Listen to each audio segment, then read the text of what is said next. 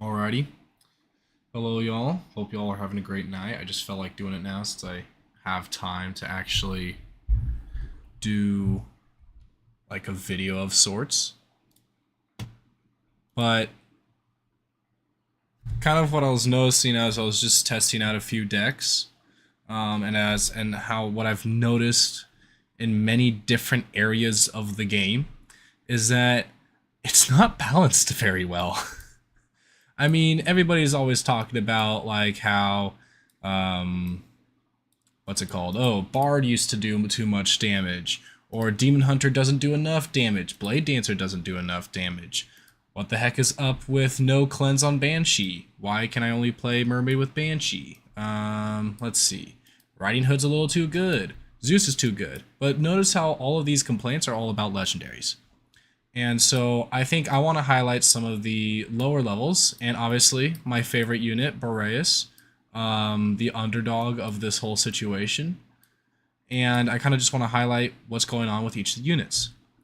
Now, I ran back a few games with Boreas in particular, and as well as Crystal Mancer. Now, if you notice, 1, 2, 3, 4 games with Crystal Mancer. It took me a few to really get the hang of it, but once I got the hang of it, 4 billion damage. Okay, I did lose against what's it called, a Bard, but that's besides the point. 4 billion damage with Crystal Mancer. You can kind of see the stats there. That's what I was able to get, and honestly, I was doing pretty good. I feel like it was kind of a set of unlucky circumstances that caused me to lose, but with the main point being is that every time I played it, this one was with High Arcanist, and I think was this one as well, yeah, High Arcanist, but then these next two were, this one I just lost due to a very unlucky set of, like, what's it called, my two Arcanists got merged, so that sucked. But point being, I hit 1 billion each time fairly easily. Like, almost no sweat, 1 bill. But then we hit Boreas, and like, I tried to do the same thing, because with the Arcanist, I was almost always able to put in 1, 2, 3 support units, and hit 1 bill, quite easily. But then with Boreas, I have 1, 2, 3 support units, and man, it was difficult. And even when I finally got like a half decent game going, I still was only able to really pull off 2.7. Okay, and this is just one current example that I have, just because I was kind of testing, I was curious. But this epic unit, first of all, we already know Boreas is just so poorly underleveled. But I feel like this just exemplifies how jank it really is. In my opinion, there should never be any legendary that gets beaten out by an epic. But this doesn't mean that you should nerf it. In fact, I believe a lot of these epics should actually be buffed. In full honesty. I think they should all be at the same level as Crystal Mancer, and Crystal Mancer, oh goodness, should be, if anything, actually better. I think its true cap on a fully maxed out account should be around 20 billion in the current meta, before Deathwave meta, okay, in the current meta. I think with a fully maxed out account, it should be hitting 20 billion, and with an account like mine, maybe closer to 6, maybe 7 on a good day.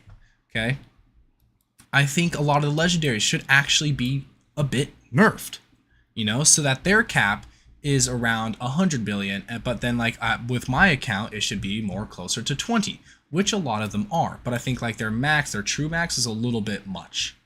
The death wave will definitely change it a lot, and I know this is quite outlandish, but what I'm trying to promote here is just so that like the earlier free-to-play players who are using these units can actually stand a chance against, you know, like the whales who like just will randomly max whatever. And so like any player who's like really methodically maxing out their epics should be able to beat a random maxer who just maxes whatever for a legendary or something. Basically, I want there to be a world in which losing to an epic card doesn't feel that bad, because they also hold some level of power. Same thing with a rare card. If a rare card beats an epic, it's not the craziest thing in the world. And just to kind of prove my point, let's go ahead and pick Genie. Okay. Notice how all these games are, oh, well, give or take a few. Man, this is not a great example, was it? Yeah, this is also different kind of not great scenario where it just doesn't show you, it just shows you random games. Let's go ahead and select, let's pick info, there we go. Cultist, there we go, 1.5 bill. Okay, are you gonna, okay, this is not helping my case at all. This is just bringing up a whole different case. There we go, let's go Bard. 5 billion, look at that. Okay, that's not even maxed. Lost to the poor Demon Hunter, man. But here we go. We're still seeing 5 billion. Oh my goodness, what? Bro, what happened to the? Oh goodness. Okay, let's go to Spirit Master. Can you prove my point? There we go. 16 billion. Okay. Oh my goodness, what are all these? What is going on? Blade Dancer? No, not even close. Yeah, okay. Point being, it's like you don't see those high games. Now let's look at something like Vampire, which is supposed to be a DPS unit, and if you run this, I believe this, and then this, or either one could really work. I think this one would be best because this is more for the other thing. Anyways, point being, like, this is supposed to be a DPS unit, and if we go here, okay, well that's because they're using it as a support unit. Why does this now show me better games? What? Okay, this is not helping me improve my argument at all. But point being is, like, you can't, you are not seeing those high level games that you would see in, like, what's it called? Besides Crystal Mancer. Crystal Mancer is like a pseudo legendary, you know, because it's better than Boreas, and Boreas is a legendary. So clearly something's amiss. But then you have, like, you know, it's nice to see. I just want to see basically more use of all these other, which I think kind of good, pretty good, fantastic cards. You know, this guy was had his rise when the initial golem was out. That was annoying as all get up for like a few seconds, but then Scrapper got basically the same talent, and so now nobody uses the other guy anymore, or very little. You know, I wish there's still like some every now and then here and there that would still use a good majority of these cards, and then some of these cards just get sent into absolute obscurity. What the heck happened with this guy? This guy has potential. Nothing was ever expanded onto him. No talents. I think this guy should get talents. So it's like at the same level, if not better. I just think there should be a lot more buffs for a lot of these lower level cards so that they can start to participate at the same level as some of these legendaries. Now, obviously, legendaries are legendaries. I'm not saying replace legendaries. Do not get me wrong. Trust me. I think there should be a disparity between the difference in damage that each of these do. Like a pretty big disparity. But I don't think it should be as big as it currently is, because right now, basically, before they made it so that everybody can reach 7K in trophies, there used to be a big disparity in damage and how much you're able to achieve. I think the current thing where everybody gets 7K is a bit baloney, but to each their own. And it just doesn't help the fact that, like, you have all these cards that you'll spend a lot of time trying to learn the deck, and then as soon as you get into a certain rank, they become practically useless. And then you have to shift over to getting the legendary cards, and you have to max out the legendary cards in order to get anywhere in any place. You know, I think what would be really cool is if there is some way to build a deck where you could see maybe one epic right here. You know, I think it's time to play a little game where count how many epics are seen in the top 100. I think there should be one epic, probably more likely a support, and I'd be fine with it being a support. But once again, I think there should be like at least a few epics in here, not all legendary decks. I think having a thing where all legendary decks, like is the current, or like an all legendary deck is the current meta, I think is kind of bad. They should really, oh, there we go. This is the only current deck that actually uses an epic. This is it. The only deck I think I know of. There might be a few others. Oh, hey! I haven't seen Tesla up here in a long time, so that's good. I think I'm probably just clicking on the same one. Sorry if I skip over a few. But I mean, goodness. We're going to do stats. We're just going to click on random ones and use that as like a basis for the evidence. But there's one, and it's just from that one deck. Almost every other deck doesn't use it. Doesn't use a single, let alone a rare or a common, but a single epic or lower. And the only reason why you'll ever see like the occasional snowflake or the occasional, yeah, dude, the occasional Mari is just because Mari just works really well with Spirit Master, and Snowflake is like one of the better, if not one of the best epic. Yeah, right there. See, it's just because Mari works really freaking well with Spirit Master. So it's, and then it's all just legendary. I think for a game to truly be healthy, it should have a good wide variety of like a deck types that you can use to get high in ranking position, and kind of like a wider range of usable cards. I think now, I know it's a completely different game, but I still think it holds some validity to the main argument I'm trying to go for, which is basically I want more variety in the decks in the sense of rarities. Now, completely different game, I get it, but for example, take Hearthstone. Hearthstone has a rarity system that's more focused around legendaries being like what the deck is built around.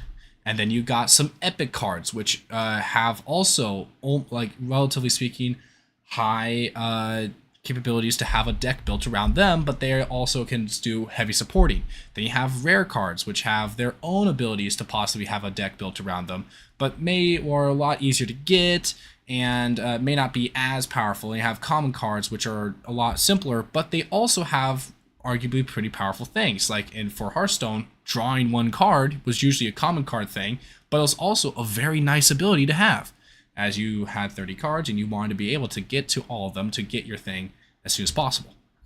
And all those rarities, though, played a key crucial part in making the deck what it was. And each rarity had its own special thing to offer. But the rarity would determine what it offered and how powerful it was that it offered. However, each of them all still had something to offer, and they all had their use. There was no good or just like use only legendary decks. In fact, using a legendary deck was stupid because basically you had a bunch of very powerful cards clashing in their abilities. Now, another thing where a rarity system was used correctly is Risk of Rain. It's a completely different game. But it's still focused on the idea of being like, okay, how do we want to do the rarity system? Well, commons are just focused on boosting your initial stats. Rares, okay, or like the green rarity, uncommons, are focused on giving a weird, adding a new weird gimmick that would either greatly increase your stat or do some new gimmicky thing like shoot a rocket. Now, legendaries would then be like some super powerful ability boost that would grant you a lot more damage. However, each of those rarities had their own use and their own purpose. I think this should be true for this game as well, so that at least, like, you know, maybe Ice Mage would see or Cold Mage would see a little bit more use than just being completely outclassed by Frost. You know?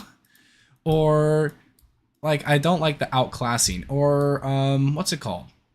You know, maybe making making it actually harder to get these talents for these guys, so that when you get the talents, it kind of slowly turns them into like maybe more like an epic card or a legendary. You know, use these talents to make them become a similar level as all the higher cards. But really think about like how to, like, I guess another good example of this is Grindstone being used with Boreas. Like, that's a low level card that's needed for a quote unquote higher level deck. You know, Crystal Mancer just being good in general.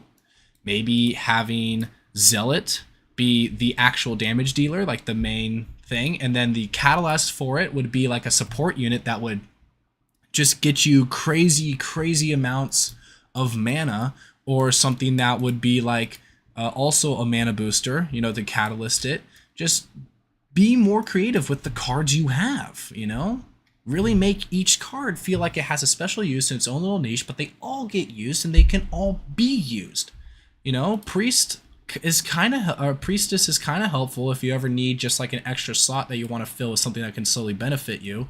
And sometimes, like in this case, if I didn't want to run Trapper, I could run Priestess to give me a 30% or 15% boost, and then also a ton of extra mana. That's a possibility. See, it has a use, but sometimes we just end up wanting to use Trapper instead. And so, because Trapper, it's like all the good cards are currently legendaries, and there's so many legendaries too. It's ridiculous. You know,